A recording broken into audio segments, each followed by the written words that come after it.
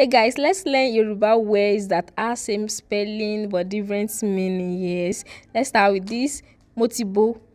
Motibo means I've peeled it. To peel orange, to peel yam, banana. Motibo ọsàn yẹn. Motibo ọ̀gẹ̀dẹ̀ yẹn. I've peeled that orange. I've peeled the banana. It can also mean motibo. That means I've covered it. Motibo oúnjẹ yẹn. Motibo ara mi. I've covered the food. I've covered my body. It can also mean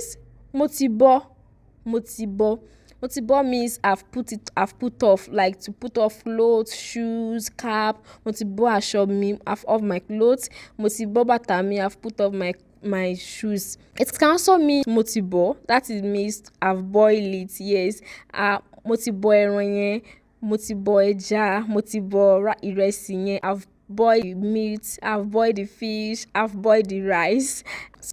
Do you want an episode 2 of this? Comment for part 2.